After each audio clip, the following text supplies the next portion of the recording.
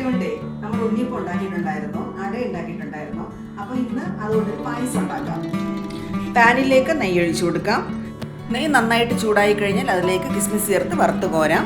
തേങ്ങാക്കൊത്ത് തീർച്ചയായിട്ടും ചേർത്ത് കൊടുക്കണേ. കശുവണ്ടി പരിപ്പ് ഇല്ലാത്തത് കൊണ്ട് തന്നെ ഞാൻ ഇവിടെ കപ്പലണ്ടിയാണ് ചേർത്തേക്കുന്നത്. കപ്പലണ്ടി ആവുമ്പം ഇടയ്ക്കൊക്കെ ഒന്ന് കടിക്കാനും കൂടി കിട്ടുവേ. വറുത്ത് കോരി എടുത്തതിന് ശേഷം ബാക്കി വന്ന നെയ്യിലേക്ക് ചക്ക വരട്ടിയത് ചേർത്ത് കൊടുക്കാം. ഇത് നല്ല മധുരത്തിലാണ് ചക്ക വരട്ടി എടുത്തേക്കുന്നത്. ശർക്കരയും നെയ്യും ഒക്കെ ചേർത്ത് വരട്ടി എടുത്തേക്കുന്ന വരിക്കച്ചക്കയാണേ.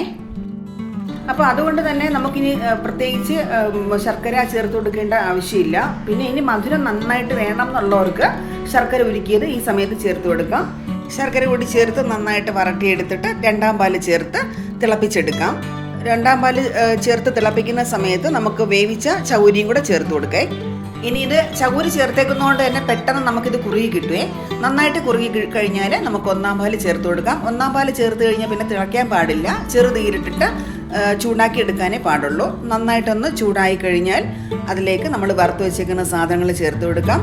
പിന്നെ പഞ്ചസാരയിലേക്ക് ചുക്കും ഏലക്കപ്പൊടിയും ചേർത്ത് പൊടിച്ചതാണ്, അത് ചേർത്ത് കൊടുത്തിട്ടുണ്ട്. ചുക്ക് എന്തായാലും ചേർക്കണം, ചക്ക ഗ്യാസാണ്. അപ്പോൾ അതുകൊണ്ട് തന്നെ ചുക്കുപൊടിയും കൂടെ ചേർത്തിട്ടാണ് ചക്ക പ്രഥമൻ ഉണ്ടാക്കുന്നത്. പ്രഥമൻ്റെ നല്ല ചൂടൊന്ന് മാറിക്കഴിഞ്ഞാൽ വിളമ്പി കഴിക്കാം. ഞാനിവിടെ പപ്പടത്തിനൊപ്പമാണ് കഴിക്കുന്നത്. അപ്പോൾ ഇങ്ങനെ കഴിക്കാൻ ഇഷ്ടപ്പെടുന്ന എത്ര പേരുണ്ട് ഒന്ന് കമൻറ്റ് ചെയ്യണേ.